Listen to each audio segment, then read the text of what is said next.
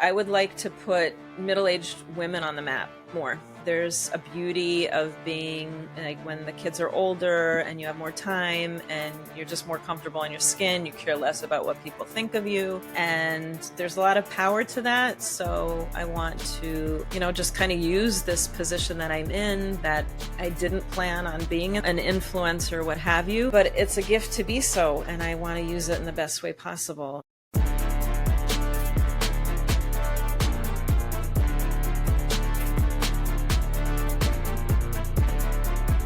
Welcome back to the show, Schmoozers. I am David Cobby, and you're about to listen to another amazing episode of Schmoozing Time, the only show inspiring proud Jews to leverage their personal brands.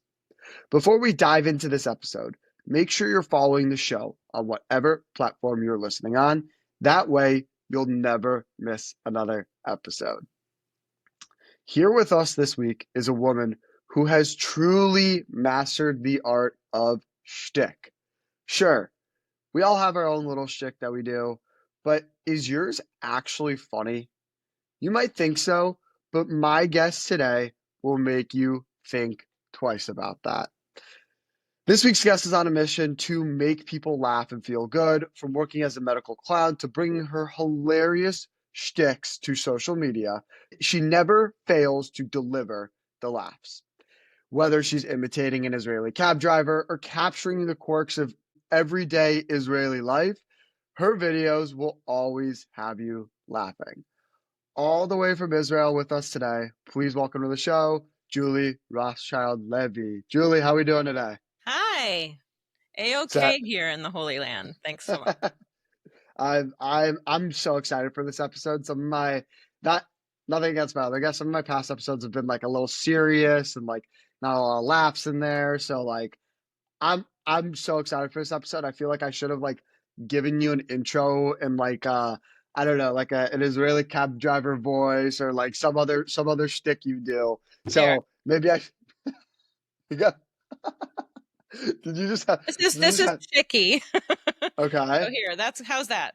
Is that good? Shticky, perfect. Okay. Is Shticky gonna pop up during the interview? Shticky could, Shticky's ready to go. Okay. Yeah, so. Okay. Shticky's gonna steal the limelight here, so we've got. If Shticky interrupts the interview too much, we might have to turn Shticky into Schnitzel, unfortunately. So just make sure to tell Shticky that. Shticky's worried. Shticky's freaking out. Okay, just sit there. Anyway, Julie, so I don't think that intro really did justice to who you are and what you're doing. So if you could give us a quick rundown of who you are and why you're here today. Like, be real with us. Like, why are you on today's episode of Schmoozing Time? Other than the fact that you asked me to be on today's episode. Yes. You know what it is, David, you and I share a commonality, which is we're both Jews from Minnesota. We both grew up there, so we are part of the tribe of the Frozen Chosen. Frozen Chosen. So I'm here in Israel. Let's see where to begin. Wow. Yeah, so I grew up in Minnesota. I grew up Reform. I went to public school, Minneapolis public schools, throughout high school. So there were times I was the only Jew in my class. And I learned to navigate that. I didn't deal with anti-Semitism, thank God. It's like a miracle. But I was very self-conscious being Jewish. I didn't want to be different. Kids don't want to be different. When I got towards the end of high school, I got very involved in my synagogue's youth group. And we did a lot of musical theater, and I just found that I really loved the comedy. It was like basically comic musical theater, like Oklahoma. And I just felt like I could blossom on that stage, and I loved it. I went to college. The first time I came to Israel, I was 20. I did not grow up in a Zionist family, so I had a year off. I thought, you know what, I want to give Israel a try. This was before Nefesh B'Nefesh. This is before Birthright. And I was assigned to a kibbutz in northern Israel. Basically, my knowledge of Israel was like Jaffa oranges, and that was it. So I go to this kibbutz. It's the first time I learned that there are Jews in other parts of the world. I grew up so secluded, mostly Ashkenazi kids. I didn't know. I just didn't know. So it really opened my eyes. And that's really when I became Zionist. It didn't have any religious tone to it because I was in a kibbutz, which was like super liberal, Hmm. but it changed my life. And I knew somehow Israel would be in my life. And that's what happened. I ended up I graduated from the University of Wisconsin-Madison in a very useful major called sociology. But I found myself making my way to Washington, D.C., and I ended up working at the Israeli embassy in Washington. Now, this is during the heyday of the peace process. I have so many stories about that time. Um, it's a little bit more of a political bent, so I won't get into it. But then I came back to Israel, and as far as like doing my shtick, I joined English speaking theater in Israel. And again, I was so drawn to comedy. Now, I lived in Israel in the mid 90s, and also there wasn't much funny going on here. It was like a time, there were a lot of suicide bombings, bus bombings, cafe bombings, and it was very, very difficult. But theater was an outlet for me. And then I met my husband, who's Israeli. We got married here. And then we moved back to Minnesota, actually, for about 7 years, had some kids. And at that point, I stopped. I didn't do anything anymore. And it was about 20 years until I brought the shtick back into my life. So it was many, many years until I was able to tap into that side of myself. And I'm at a place in my life where I'm a middle-aged woman. I'm a grandmother, actually. And one of the things that I really try to do on my mission is to show, especially women, especially Jewish women, especially women who are I'm in my 50s, and that we can reinvent ourselves, so to speak. I think so many people, especially when they're younger, think about, wow, 50 is just ancient history. And I'm telling you, at 50 starts the best years, really. Wow. So yeah, so I, that's really how I came to be. And then social media was really an accident. I mean, I didn't plan it. It just happened. Yeah. so, as someone both from Minnesota, growing up in Minnesota, and you're very good at imitations, do you have like a Minnesota soccer mom character in your list of alter egos, or has that not been added yet? So, okay, I had a character called Granny Rap at one point. It was before I started my Instagram account. And Okay. she was a cross between my own grandmother and like a Minnesota, like very Minnesota. That wasn't Minnesota, but she talked like this. Oh my. And I put her more on YouTube, and I got to the point I had a gray wig, and it was a lot of fun, but I actually couldn't stand the voice. I just did it, and I was like, I can't listen to this anymore. So I Tell yeah.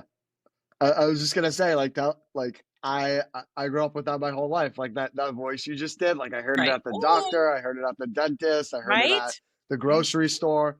And nothing against the oh sure you betcha, but like it gets I don't know when you're it's funny because when I and you have a slight Minnesotan accent. I think I have a slight one too, but when I moved away from Minnesota, so lived there for 18 years, then went to college in Maryland. And when I would go back and visit and talk to my friends from high school, I was like, these guys have such a strong Minnesotan accent. Like I never realized it until I left. Did you have that same experience when you went back?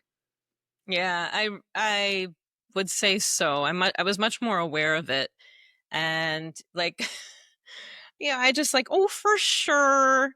And I think I don't know in Minnesota. I don't know like among the Jewish community if it's as strong, right, as the No, it's non-Jewish not. community. But I Yeah. remember we had a babysitter growing up, and she would, when my parents would go away, she would come and stay with us. Ada, And Ada was like very Midwestern. She was an older woman, and she smoked Virginia Slims and menthol, and she had her National Enquirer, and she watched her soap operas. So, like, so I've had a lot of exposure to like real hardcore Midwest. And there's a character that I do want to develop. I love to develop characters, develop things with my followers, who I call my bubblers.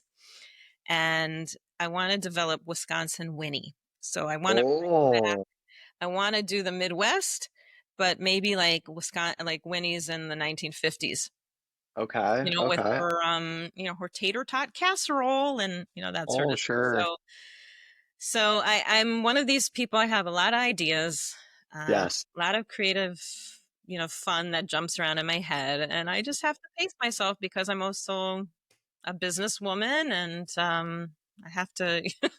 It's like I can't be like this all the time. So Wisconsin right. Winnie will eventually make her way to social media. I'm I'm looking forward to that day because I think we need more. I think the one clip that's gone viral of somebody imitating a Minnesotan was Taylor Swift. I don't know if you've seen it, but Oh she would. no, I didn't see that. Okay, so I'll send it to you after. But basically, she was. Can't remember if it was like a soccer mom or like some like Yeah, equivalent to what you just said. right, But going back kind of to the your Jewish identity for a second, you talked about how you grew up Reform and then eventually went to Israel, kind of found your connection there, moved back to Minnesota, and then now you're in Israel. So as somebody that's moved around a lot physically and spiritually too, I would argue, right. right? Like you went through all these kind of phases of not being super religious and then being super connected and then coming back to Minnesota, which by the way, it's not easy to be Jewish in Minnesota. And I've said that multiple times on the podcast. But I guess from a Jewish identity perspective, would you say that like you always grew up proud to be Jewish, right? Like obviously now you're very proud to be Jewish because I can see what you're doing on social media and tell by your intentions. But back in Minnesota, when you were younger, would you say that you were proud to be Jewish or no? So again, when I was the only Jew in my classroom, I was a little embarrassed. It didn't come Hmm. up. Nobody teased me for it. But again, I didn't want to be different. My grandmother, who on my father's side, I was very close with her, and she was from Germany, and she had to flee Germany as a teenager. Her parents were killed in the Holocaust, and she was a very proud Jew, and she had a profound impact on my life. When I became a Zionist, I it wasn't from like a Jewish perspective, but I think the Jewish pride came out before I became religious, was something I didn't mention, but I did become religious a little bit later in life. My husband and I became religious after our second son was born, and in Minnesota of all places. But I think I my pride evolved from being a little embarrassed. And actually, I want to say that as a child, my best friend growing up was Catholic. And I have done a reel about it and I'm pretty open about it, but I was very confused. I went to church with her. It was a Sunday and I'm sitting there and everyone got up to take communion. And I was probably about 11 years old. And I remember thinking to myself, okay, I know I shouldn't go do that. But if I sit here, I will be the only one sitting back and everyone will know I'm different. So I went up and I kind of fake crossed myself, opened my mouth. The priest put this like round wafer in my mouth. It stuck to the roof of my mouth. And I'm like, great, I have Jesus stuck to the roof of my mouth. And I'm like trying to get it off. And at that point, I decided Judaism tasted better. So that was probably like my low point, but I was a child, but I knew deep down inside I shouldn't have done that. And so then I think when I went to Israel and my identity changed and I became, more proud of my identity. Then when I was in college, so after I was in Israel, like I said, I transferred to the University of Wisconsin Madison. Now, I don't have to tell you, to be on campus today is a nightmare. At the time, I was like heading up this campus coalition for Israel. So we were organizing Yom Ha'atzmaut. We were, doing anything Israel related on campus. And we got a few arguments here and there, but it was really smooth sailing. This was the time of the peace process. Israel was sort of like the world's darling.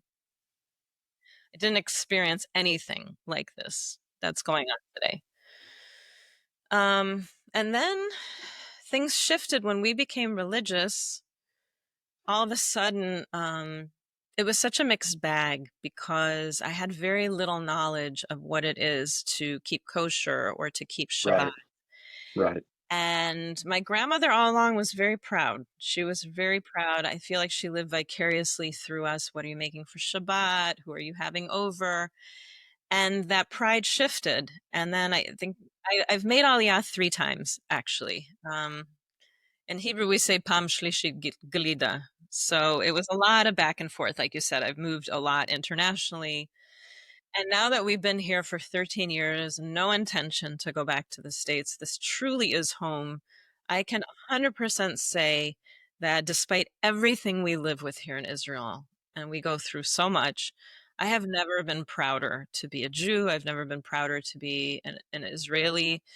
And that's my story. Bye. Not Wow.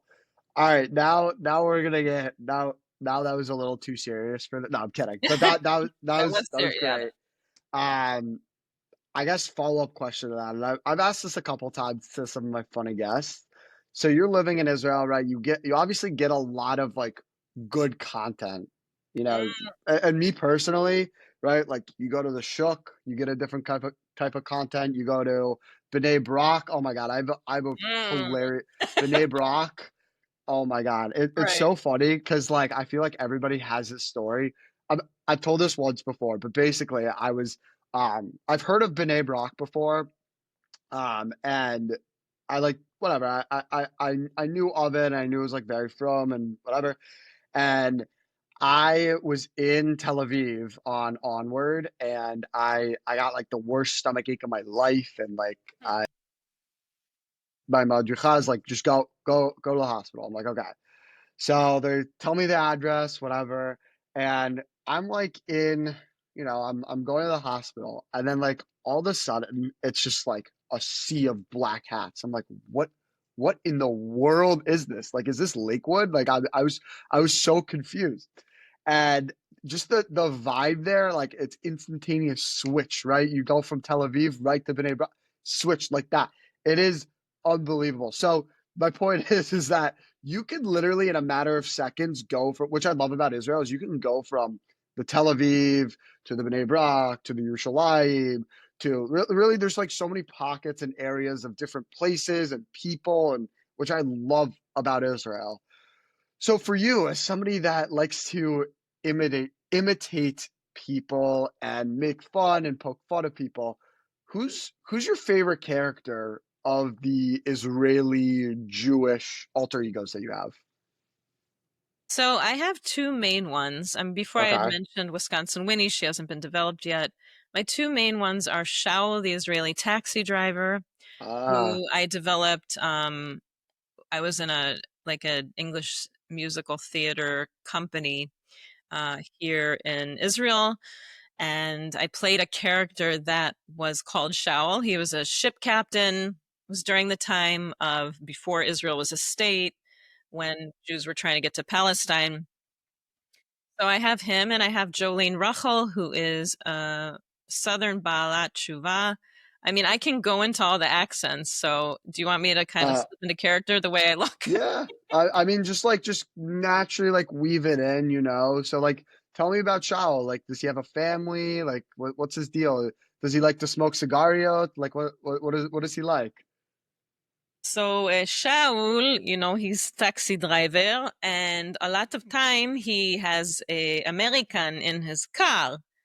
And the Okay. thing about Shaul is he want to leave Israel. He want to live in New York because, oh, New York, it's a very amazing, special The place. real estate, they're very good. There's, everything. But there's one problem. There's no shoko basakit. Oh, the Shoko Basakit. How can we forget Okay. about So this? This is shoko very good. Very basakit, good. it's chocolate milk in the bag, which you don't have in America. So you don't have, it's hard for Shaul. You have to stay here. So So Shaul is, as far as like his real life story, I don't think I've gotten into it too much. He is single Mhm. because I've Oh, done a few reels with Eliza Ben Shalom, who is the Jewish right. matchmaker. We're trying to find Shaul a bride. Mhm. um, Wow. I did one reel with Hani Lisbon, who is a stand-up comedian, and she was attempting to be Shaul's date. Didn't go too well because she was allergic to dairy. Oh, So I have Shaul, and the thing about Shaul is, it's what you said. It's about playing on the stereotypes of Israelis, um, and I'm going to tell you where the shoko basakit came from. So the okay. second time I made Aliyah, it was really, I had already made Aliyah, but I still had rights. And my kids were, even though they were born in the States, so they were considered olim ktinim. So they had Hmm. like Aliyah rights. And my husband was a Tav Choseh, a returning citizen. When we were on the plane, I sat next to a woman whose family, her parents were Israeli, but she grew up in Canada. And she said she went to the bathroom. This is a nefesh b'nefesh flight. All of the El Al flight, all of the flight attendants were Israeli. She goes back to the bathroom and she's talking to one of the flight attendants. And the flight attendant says to her, "It's very hard in Israel, like very hard life." And you're thinking, this is just great. I'm about to move my whole life to Israel, and this is what I'm getting from a flight attendant. And then she said, "But there's shoko basakit." Like that's one of the best things about living in Israel. So that stuck with me. I'm just like, because if you've been here, it's like if shoko basakit, it's like really a treat. It's an art to drink It it. is. It Um, is. and kids like people my age, Gen X, they definitely grew up drinking shoko basakit. That was like Of course. their lunch or their arochat eser, which is their like meal at 10 in the morning. Don't even get me Hmm. started.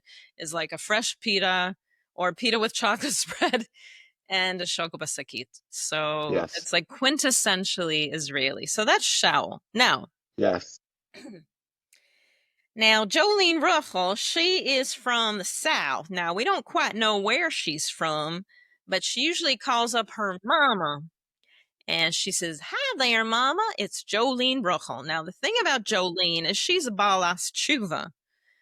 When I was creating her, or me, I was thinking maybe I should be a convert because it's so convoluted. But then I thought, I'm not a convert, so I need to do it a little bit more close to my knowledge. Now, which person am I? Jolene Ruffle. Okay. So, basically, what happens is Jolene's a little clueless because she's new to Hmm. this whole religious thing. And because she's so southern, she throws in a lot of weird things like "dag nabbit, son of a biscuit eater." So when she's irritated, that comes out. And she's trying to navigate religious Jewish life. So, for example, her husband is Shlomi. By the Mm. way, she's a new mother, and her son is Billy Bob Mordecai.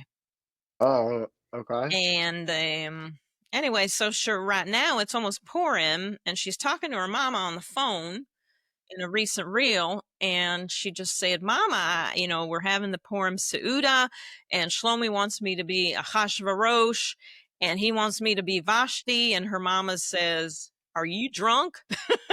Like, what are you talking about?"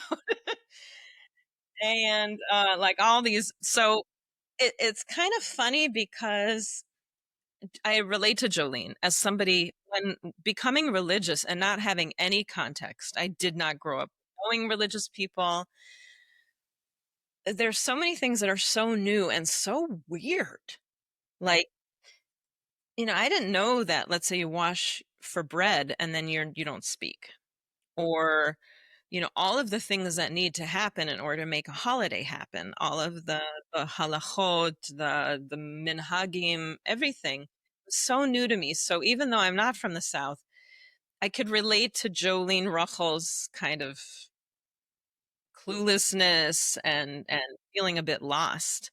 And so I take like these exaggerated versions of characters that I can relate to in some way.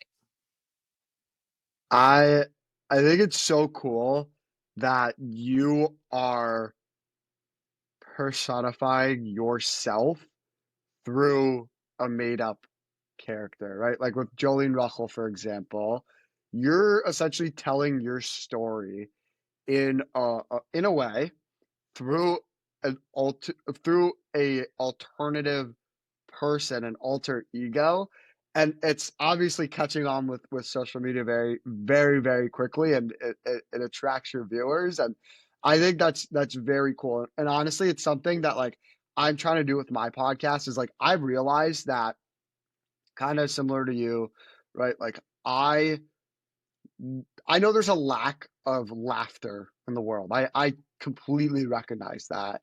And even in my daily life, like sometimes I get very caught up in like the little things like, oh, like I'm upset because this didn't work for my podcast, or I'm upset because X, Y, and Z happened.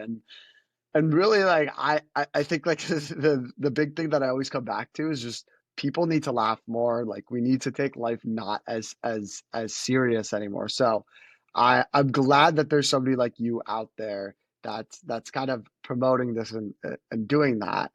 And I gotta ask you, so you mentioned that you worked in DC in politics, and politics like this I'm gonna be honest with you, like that I personally try and stay far away from politics because I know it's the opposite of Yeah. laughter, right? You really never see laughter in politics, right? Especially now because it's so polarized. So did working in politics push you towards doing something funny and doing something that's more lighthearted?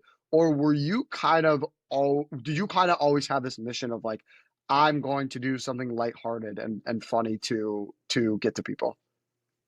So I think that time in my life, I was in my 20s. It was very different. It was, Mhm, like I said, I worked for the Israeli embassy, and when then Prime Minister Yitzhak Rabin came to DC to sign the Oslo Accords with Yasser Arafat, so I was assigned to him as his English secretary. So I had like a real behind the scenes of that crazy day where everything was going on, and I had his speech, and I had to kind of like I'm a writer and editor by profession. My background was PR. So, mhm, I had to take his speech and make it so that they could distribute it to the press. It was mhm, really an incredible time. And I didn't write the speech, but I was able to like mold it a little bit. mhm. And then same with Shimon Peres when they came back to sign the agreement with Jordan. So I got a glimpse, and everything changed when Rabin was assassinated. I was, here I was, this girl from Minnesota. I start working for the Israeli embassy during the peace process, and I'm like pie in the sky. This is before 9/11. This is before America really knew, the face of radical Islamic terrorism. And I was swept up, but I was so disoriented and so disenchanted when Rabin was assassinated. His son, Yuval Rabin, started a movement called Dor Shalom, and in the beginning, I kind of joined it. But then I got married, and we moved to Minnesota, and that was the end of that. And I just thought this isn't for me.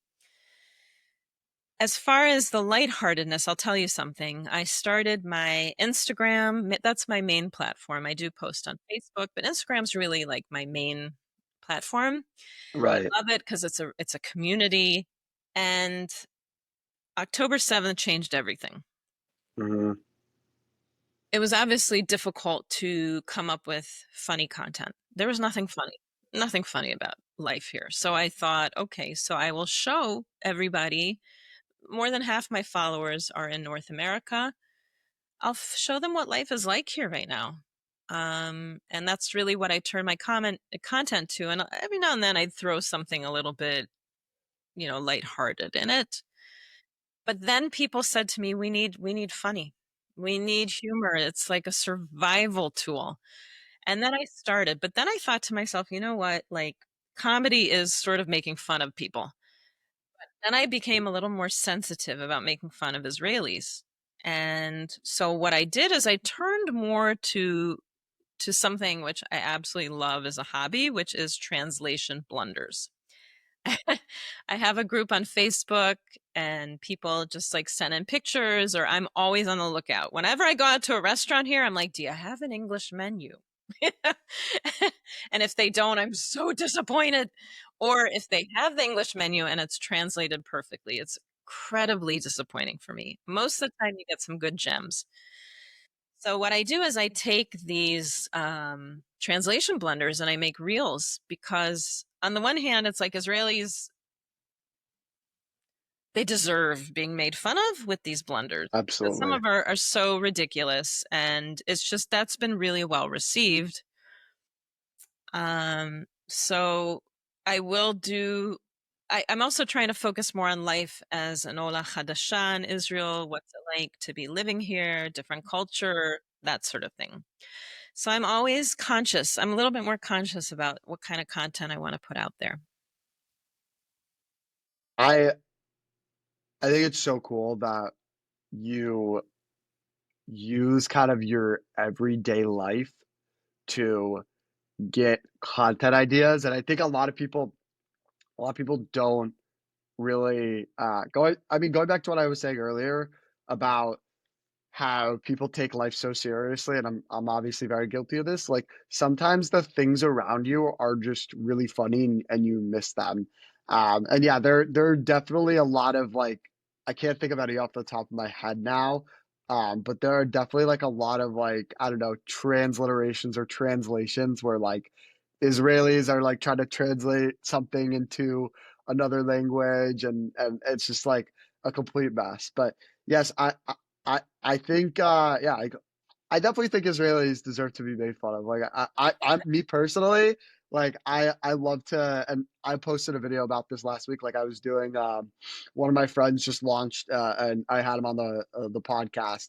He launched a coffee brand called Iron Dome Coffee, and I made a video of like Israelis are very particular about things, and when it comes to coffee, they love their coffee. So I was like doing this video imitating the Israeli like drinking the coffee. Here, wait, I have the cup right here, Iron Dome coffee, and I was like, oh, it's called the Kipat Barzel Cafe. You drink it, it tastes like falafel and shawarma and arak, and like that video, like honestly, like it made such good, like I got such great impressions from it, and like so many people texted me like, David, you have to do this more, even though my podcast isn't like related to it. So I think like a common theme here is like we just gotta laugh more, right? Like Exactly.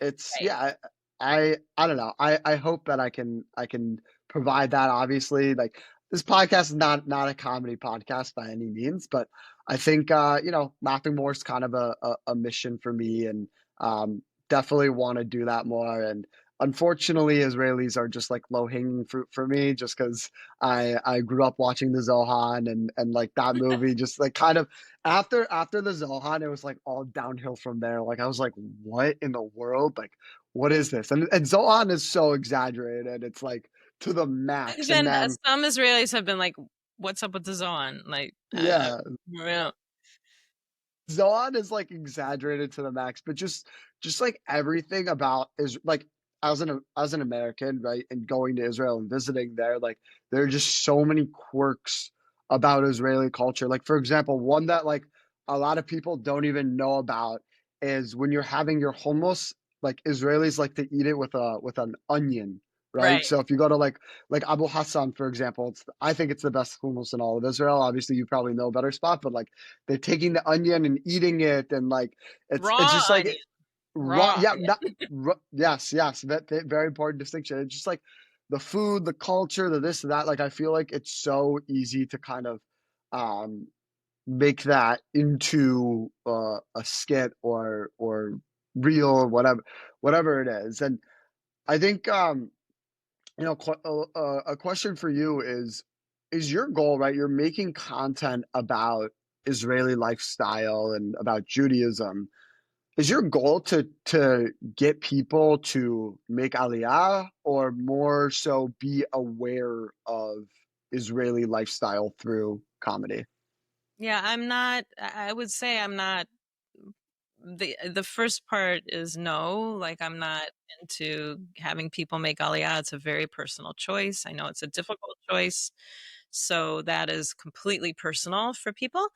I haven't yet been hired by the Jewish agency or Nefesh Nefesh, so if they want to hire me, yeah. um, but I think it's for me. It's really been actually kind of therapeutic. It's Hmm. been a way for me to deal with the challenges of life here. And what you said about laughing at ourselves when we're so serious, I'll give you an example. Like, let's say, I mean, supermarkets are like prime content. Oh It's my amazing. God. Okay. So let's say I'm waiting in line. This almost always happens. What Israelis like to do is, let's say, set their stuff down and then keep Yep. shopping. Yep. So you go into line, and all of a sudden somebody appears out of nowhere and was like, I was here, I was here first. I actually have a reel. And then you're like, really? You're an amazing magician. But then they set stuff down. It's like you can get irritated so often in this country, whether you're driving, whether you're in the supermarket, whether you're in a government office. There's so much, like, as an American, to be annoyed with. Oh, yeah. But we know what that does is it really does nothing. You just end up being frustrated. You raise your blood pressure and nothing. And what? You're going to yell at somebody? This is just, it's not going to work.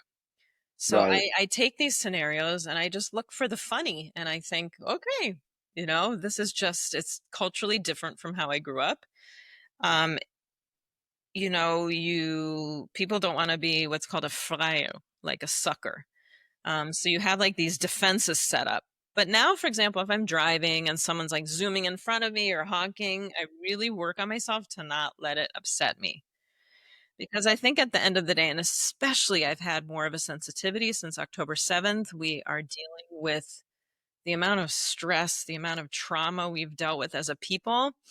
Um, Anybody living in America will have never dealt with this before. Absolutely. So I think I'm a little more aware, a little more conscious. And I'm going to give you an example. Hmm. I received a phone call that I had gotten a package, and Shaliach, the messenger delivery guy, said, "Okay, are you home?" And I said, "I'll be home in about 5 minutes." Now, this was before the set. You get the window of 2 hours. I'll be there. It was before the window. He calls me after 5 minutes. Where are you?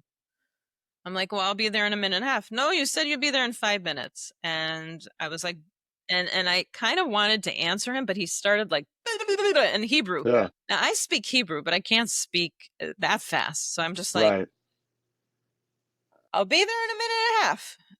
I get there and I'm like irritated. I'm just like, Yeah. what's up with him? Like he was even here before the, okay. It's so easy to get caught up in that.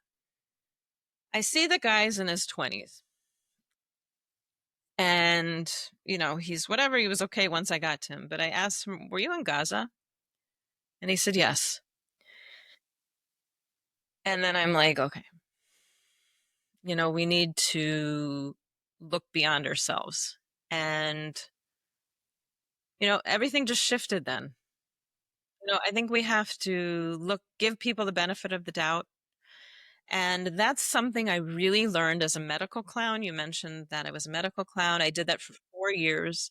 I was also a party clown, but the medical clown, I had a clown persona, and when I brought up Chicky, actually Chicky was one of my props. My actually I Chicky, I haven't been a clown for a while. I was a clown for 4 years, and I didn't know what happened to the original Chicky. Probably turned into Schnitzel, like you said. And then I was in a store the other day and I found a Chicky, and I was with my kids and they were like, "What?" Like, "Mom, you're all excited about a rubber chicken." I'm like, "Yes, I'm excited about a rubber chicken."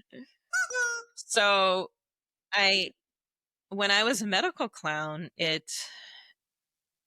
we learned what is a medical clown, basically, I should say. Israel has the highest percentage of medical clowns in the world, which really shouldn't surprise us considering who we are as a people. And a medical clown is trained. I took a 5.5 month course on the psychology of being a clown. Let's say somebody's in the hospital, which is a place nobody wants to be in the hospital, right? So everything from how do you enter a hospital room, but you have to get permission. It could be you come in the room and you're like looking for your cat who got lost under the bed. You don't just walk into a room as a clown. One of the things that I did as a clown is I worked teleshomer. It was really volunteer. It wasn't work. But Tel Shomer is Israel's largest hospital, and they had an outpatient burns clinic. So I would go, and they had a playroom for the kids waiting for their appointment, and I was Funny the Clown, a 4-year-old clown, even though I'm 5'8", with pink hair and everything, and I would meet the kids, and then their appointment would come, and I'd ask them, or I'd ask their parents, "Can I join you?" And then while they had their bandages changed, which for them is traumatic because that signifies pain, right? Even though maybe they were past that point, it's still psychological. And I try to entertain them, try to keep their mind off of what they were going through. And that's what a medical clown does. Humor and laughter are scientifically proven to increase endorphins, decrease stress, and especially in a hospital setting, they found that somebody who had a medical clown with them, let's say going into surgery, needed less anesthesia, and coming Wow. out of surgery, needed less painkillers. So it just shows you the power of humor and laughter. And I saw it with my own two eyes. And I think that's why, especially in today's world where everything is so dark and there's like, what is there to, exactly what you said, what's funny? I think a lot about Viktor Frankl, who was a Holocaust survivor, a psychiatrist, I believe, and an author of Man's Search for Meaning and other books. And I'm going to mess up his quote, but he basically said, if it weren't for the times he could laugh, he wouldn't have survived. And he was in hell, right? So we can all find that light. We can all, whether it's, you know, a situation like going to a grocery store as an American here in Israel and just seeing ridiculous stuff or anything, you just, it's a survival. We have survived this long with our enemies who are still trying to take us out. It's a weapon. It's our weapon. Laughter is our weapon. I could not agree with that more.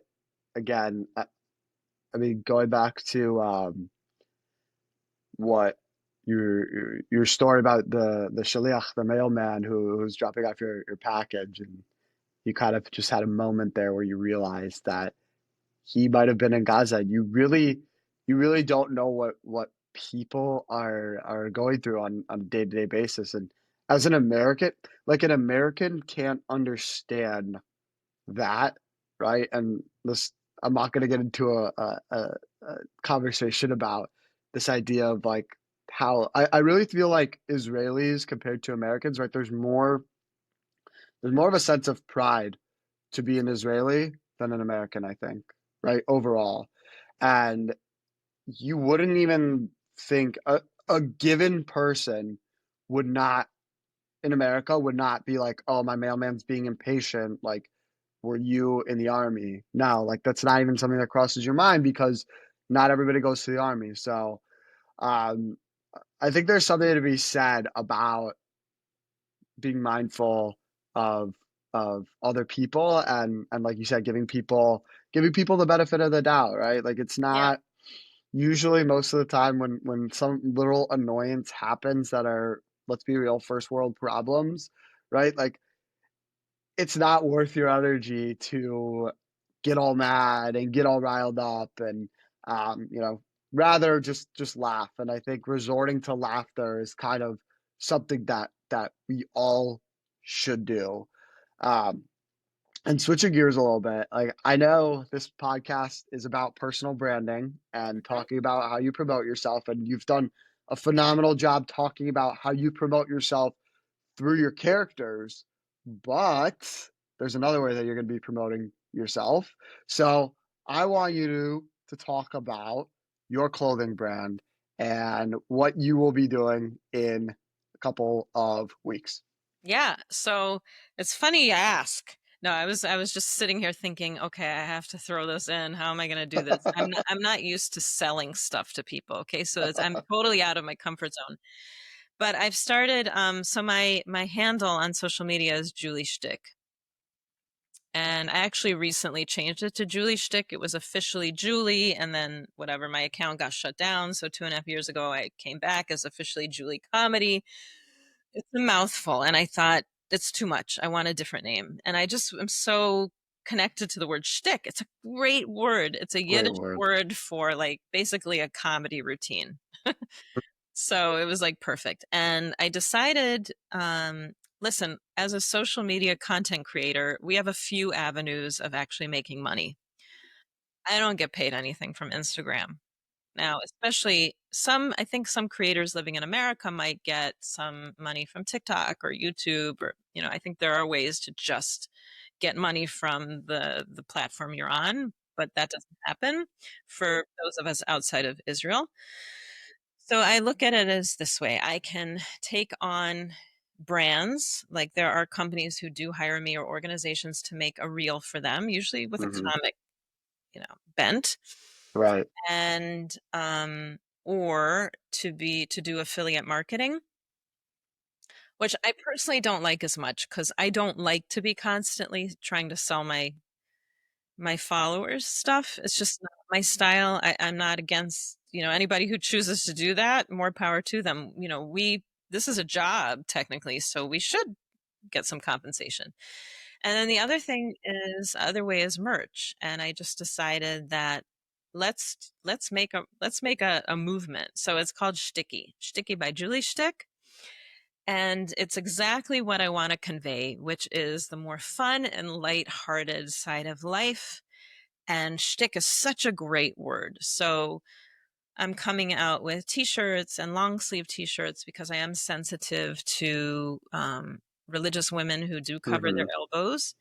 Um, Hmm. Coming out with hats and mugs and water bottles. And this is sort of like the beginning launch. I have a lot more products I want to introduce, but I'm like, let's start somewhere. I'm Love working with it. a great Israeli team because I don't know how to do this. I don't know how to put merch out there. So there's a wonderful company. They're not paying me to do this, but they deserve a mention, called Enflora, and they have held my hand from A to Z, and that's what they're doing with creators. Um, Everywhere from branding to setting up with a company in China who is going to be producing the merch, and it's just like a whole new world. So I'm hoping to launch this line. Everything is pretty much ready. I'm waiting to get the samples. And once I get the samples and I can see that all of my shirts are 100% cotton, whatever I would want for myself is what I want to sell. And then it is very, very important for me to, let's just put it this way. My platform is comedy, but my platform without chesed to me is empty. So I have run projects to help like Miluim families with meals. I raised over $30,000 in about 3 months, mostly through my Wow. followers, which is incredible. Right after, like soon after October 7th, and it was really amazing to be able to gift these families where like their husbands have left for months on end, and just Hmm. one meal to say thank you. I mean, these types of initiatives are all over the place. I'm not unique. But what I want to do with Shticky also is also to give 10% to Israeli causes. I haven't nailed which one yet because there's so many, but as much as I want to, yeah, I want to make some money. I want to get Shticky out there and just have people, like, I have a shirt that says Shtick happens, I love it. Shtick happens. So that's my intent, but I want to do it consciously. I want to do it with chesed and just put a smile on people's face. Is there gonna be a Shticky with Chicky shirt, or have you not Shticky gotten with there yet? Shticky. Okay, you just gave me a great idea. How did you not Maybe think of that that'll already? come. I think I might have to adopt that one. Shticky with Instead of Chicky.